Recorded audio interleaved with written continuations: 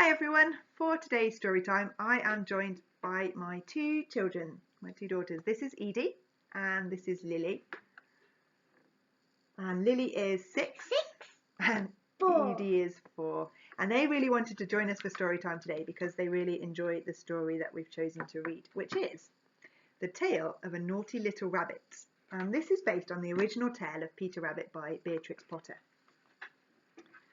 Okay. Oh, no, move slightly that way. That's it. Let's put it in between you. Look. In a snug little burrow, beneath a tall fir tree, in the heart of the wood, lived a family of rabbits. There was Mrs. Rabbit and her 3 little daughters. Lil, who were they? Flopsy, Mopsy and Cottontail. Who were all as good as gold. And then there was Edie's Peter. Good girl. Here he is, look, one naughty little rabbit wearing his smart new coat. Today, Mrs. Rabbit had some shopping to do. You can play outside while I'm gone, Mrs. Rabbit told her children. But remember, stay away from Mr. McGregor's garden. Mr. Rabbit had visited once and never come home. While Mrs. Rabbit was out, Flopsy, Mopsy and Cottontail busied themselves like good little bunnies, picking wild blackberries for tea. But not Peter. He ran straight to Mr. McGregor's garden. Here he is, look, one naughty little rabbit squeezing himself under the gate. First, Peter ate some juicy fresh lettuces. Then he nibbled some spicy red radishes. Then he gobbled some crunchy green beans. Soon, Peter's tummy began to feel a bit funny.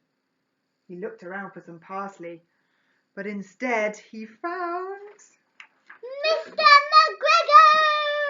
McGregor! Mr. McGregor! Ah!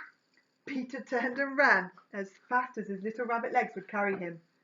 But Mr. McGregor chased after him, waving a rake and shouting, "Stop, thief!" But Peter was very frightened. In his panic, he couldn't remember the way back to the garden gate. He ran back and forth all over the garden, with Mr. McGregor close behind him. Here he is, look, one naughty little rabbit running for his life. As Peter dashed through the vegetable patch, one of his shoes came off. Peter kept running. Sit back a bit. There we go. He lost his other shoe in the potatoes. But without his shoes, Peter ran even faster. Ooh, goody! Straight into the net around the gooseberry bushes. The big brass buttons of Peter's blue coat got tangled up. Suddenly, Mr. McGregor appeared over him. "You wretched little rabbit, I'll have you for my dinner," growled Mr. McGregor.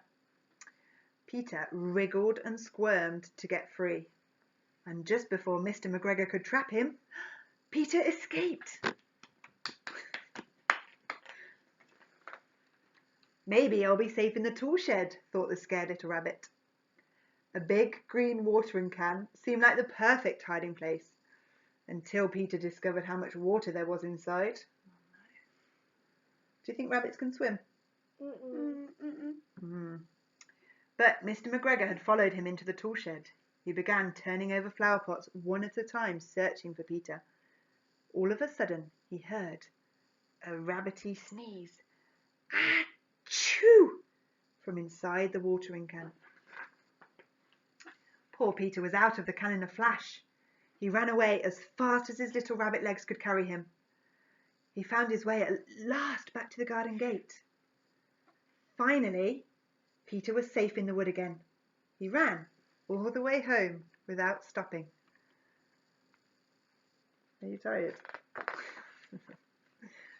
Mr. McGregor found the 2 shoes and new blue coat that Peter had left behind. He made them into a scarecrow to frighten away the birds.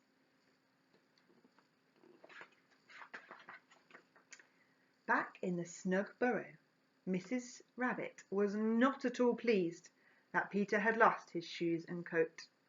That evening, Flopsy, Mopsy and Cottontail had a delicious feast of bread and milk and freshly picked blackberries. And Peter, Mrs. Rabbit put him straight to bed without any supper. Stop it. Only a spoonful of chamomile tea to settle his aching tummy.